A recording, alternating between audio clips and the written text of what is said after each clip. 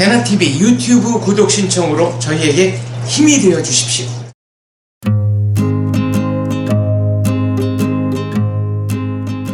네, 안녕하세요. 인터뷰텔라 시청자 여러분.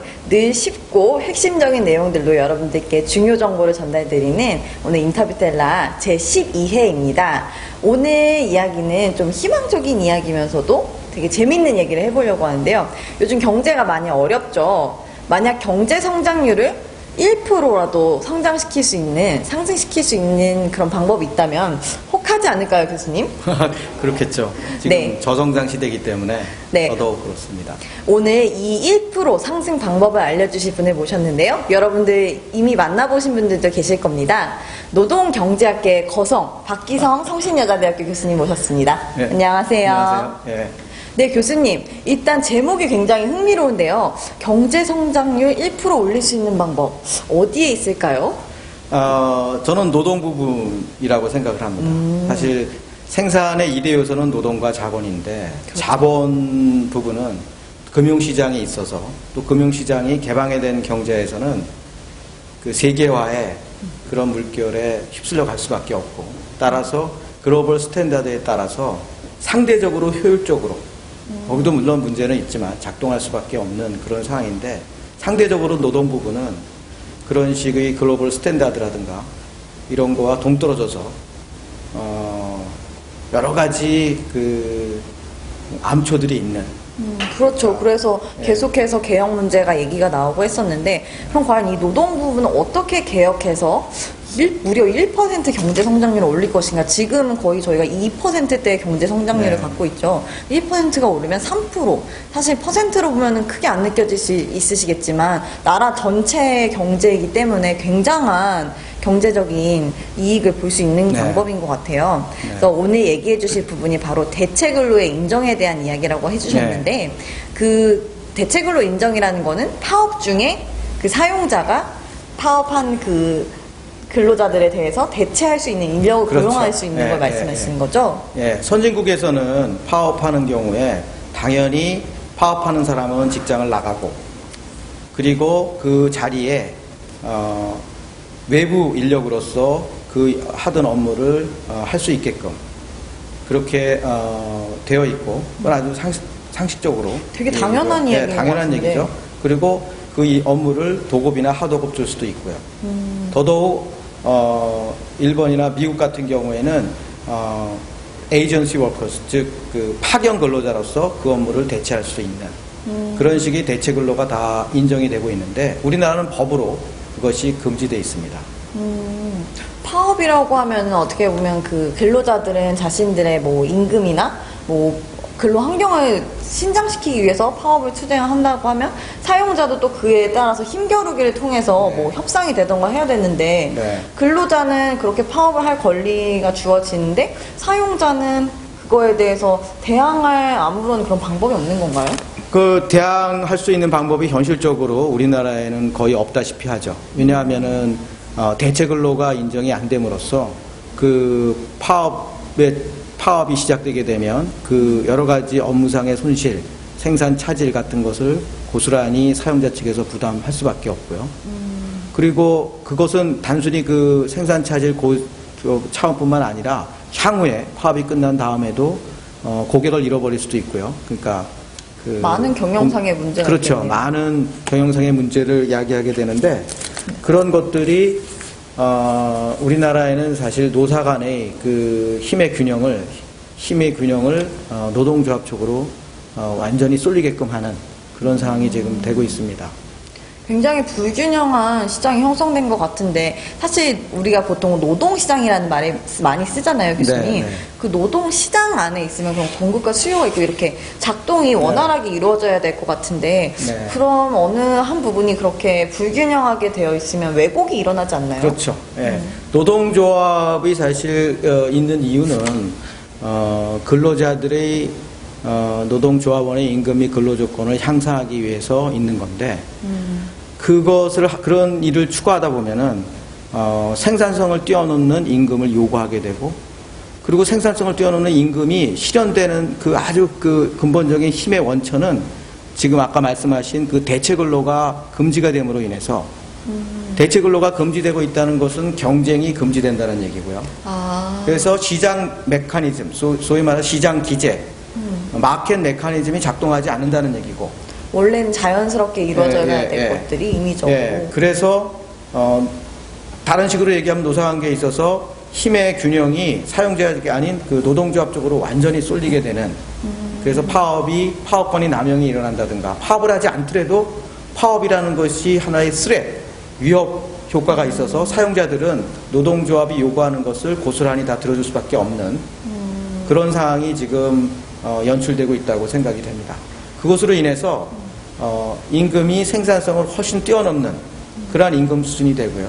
그렇게 되면 임금이 생산성과 일치할 때 그 근로자들이 가져가는 그런 걸 우리는 노동 분배율이라고 얘기하는데, 전체 부가가치에서 근로자들이 가져가는 그 임금 곱하기 그 근로자 수, 분자가 그렇게 되겠죠. 분모는 부가가치가 되고, 부가가치 중에서 임금 곱하기 근로자가 차지하는 비율, 그것을 노동 분배율이라고 했을 때, 그 노동 분배율이 만약에 임금과 생산성이 일치하는 가운데 그런 상황에서 노동 분배율이 계산이 된다 그러면 그것이 적정한 수준이 있을 것이고, 그런데 노동조합이 있어서 그 노동조합의 힘의 원천이 되고 있는 우리나라에서 그 대체 근로가 금지됨으로 인해서 임금이 생산성을 뛰어넘게 되면 그 노동 분배율은, 그 경우에 나오는 노동 분배율은 훨씬 높아지게 되는 거죠. 그래서 그 노동 분배율이 높으면 높을수록 비효율성이 초래가 되고요. 그거는 비효율성뿐만 아니라 공정성도 훼손이 되는 거죠. 그렇죠. 임금과 생산성이 일치되는 것이 공정한 건데. 더 많은 임금을. 아무래도 파업을 통해서 근로자들은 자신의 권리 신장을 위해서 노력하는 거기 때문에 일단 임금이 오르면 좋을 것 같긴 해요. 근데 네. 그게 계속 반복되다 보면 또 기업이 있어야 근로자가 있고 이렇게 되는 건데, 기업이 흔들릴 수도 있지 않을까요? 우리나라에서 노동조합에 속해 있는 소위 인사이더들, 내부자들은 분명히 유리합니다. 그런데 그 내부자들의 유리함은 수많은 아웃사이더들, 외부자들의 희생을 그렇죠. 근거로 해서 유리한 거거든요. 이것이 굉장히 unfair, 그러니까 불공정한 거죠. 어떻게 보면 굉장히 아이러니한 게, TV나 이슈 같은 거 신문 기사들 보면은 쟁의 투쟁하는 분들은 굉장히 약자처럼 그려지는데, 오히려 현실에서는 굉장히 많은 이득을 취하고 계시네요. 그러니까 그거를 볼 때 우리가 어떻게 봐야 되냐면 좀 균형된 시각으로 그들이 지금 받고 있는 임금이 생산성을 초과하느냐, 그건 불공정한 거고, 또 그것은 또 국민 경제에 부담을 줄 수밖에 없습니다. 왜냐하면 비효율성을 초래하니까. 그렇죠. 그러니까 좀 더 말씀드리면 생산성과 임금이 일치할 때의 노동 분배율, 그때의 경제 성장률은 최고가 될 것이고요. 그렇죠. 그래서 그 노동 분배율을 많이 초과하면 초과할수록 경제 성장률은 떨어지게 되겠죠. 왜냐하면 경제가 inefficient, 비효율적으로, 더더욱 비효율성이 커지는 거니까요. 그렇게 놓고 봤을 때 그 노동 분배율과 경제 성장률 간의 관계는 역유자형이 됩니다. 이렇게. 역유자형. 그러니까 처음에는 노동 분배율이 올라가면 올라갈수록 경제 성장은 올라가겠죠. 왜냐하면 올라간다는 것이 그 적절한 노동 분배율 쪽으로 가는 거니까 비효율성이 떨어지는 것이고 낮아지는 것이고, 그래서 경제 성장률은 높아질 것이고요. 최고의 경제 성장률이 있을 것이고, 그걸 달성하는 소위 말하는 그로스 맥시마이징 레이버 쉐어가 있을 것이고, 그러니까 가장 효율적인, 그러니까 경제 성장률을 극대화하는 노동 분배율이 있을 것이고, 그것을 초과하게 되면 노동 분배율이 커지면 커질수록 또 떨어지겠죠. 경제 성장률은 떨어지는 그런 관계가 이론적으로도 가능하고 나오고요. 직관적으로 생각을 해도 그렇게 맞는 것 같아요. 네. 그리고 사실 OECD 자료를 가지고 제가 경험적 분석을 해봐도 그런 식으로 나오게 됩니다. 그 추정에 근거해서 봤을 때 우리나라가 지금 62% 정도의 노동 분배율을 보이고 있는데, 그것이 1986년 52%였습니다. 1986년. 그래서 1986년은 87년 6.29 선언 이전에 가장 경제가 좋았을 때, 연 10%씩 성장할 때의 그때인데, 그때의 노동 분배율 52%로 만약에 내려간다면 경제 성장률이 1%포인트 증가하는 것으로 추정이 되고 있습니다. 52% 정도가 OECD 32개국 나라에 대한 연구했을 때 52% 전후가 가장 경제 성장률을 극대화하는 노동 분배율이라고 추정이 되고 있고요. 그것을 넘는 62%는 과도한 노동 분배율, 즉 임금이 생산성을 초과하고 있는 그런 상황이고, 이 임금이 생산성을 초과하는 근본적인 원인이 노동조합이 파업을 했을 때 대체 근로가 금지되고 있기 때문에 아주 결정적으로 그 원인을 위해서 노동조합으로 인해서 임금이 생산성을 초과하게 되고, 그것이 노동 분배율을 높이고 지금 62% 정도로, 그래서 그것이 경제 성장률을 떨어뜨리고 있다라고 그러네요. 연구가 되었습니다. 노동개혁에 대한 수많은 이슈들이 있지만 그 중에서도 이 성장을 저해하는 핵심적인 그런 원인에 이 대체근로 금지가 있다. 이것이 경쟁을 저해하기 때문에 올바른 그런 시장 메커니즘을 저해하고 있어서 이렇게 경제 성장을 더디게 만드는 나쁜 원인 중에 하나인 것 같습니다. 교수님께서 오늘 그 1% 성장에 대한 비밀이 생각보다 가까운 곳에 있다고 말씀을 해주신 것 같아요. 네. 근데 실질적으로 대체 근로를 인정하려면 법이 바뀌어야 되는데, 그렇죠. 쉽지 않은 그러려면은 일인 것 같아요. 노동조합 입장에서는 극구 반대할 것이고, 난리가 날 것 같습니다. 그래서 이거를 어떻게 그러면 시행에 옮길 것이냐, 이거는 사실 정치 지도자의 결단이 필요하고, 정말 정치 지도자들이 비전을 갖고 국민들을 설득해야 된다고 생각이 됩니다. 이 길이 우리 살 길이다라고. 이 길이 살 길. 근데 그런 식의 리더십이 우리나라에 없다는 것이 참 아쉽습니다. 너무 갑자기 우울해지네요. 이게 아는데, 방법은 아는데 이렇게 하면 잘 될 수 있는데 이것을 실행할 정치인이 없다. 굉장히 마음 아픈 메시지일 것 같습니다. 그럼에도 불구하고 전 세계에서 글로벌 스탠다드를 볼 때 굉장히 타당성을 가진 법으로 우리가 또 선진화가 되고 노동 분야도 발전을 해야 된다는 메시지가 굉장히 강력했던 것 같습니다. 부디 이 대체근로 인정이 허용돼서 비정상의 정상화를 이루는 그런 노동시장이 됐으면 좋겠습니다.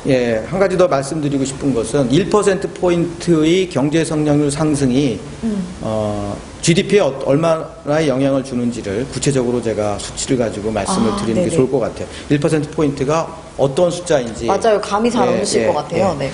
2014년 우리나라의 GDP 총액은 1,485조 원입니다.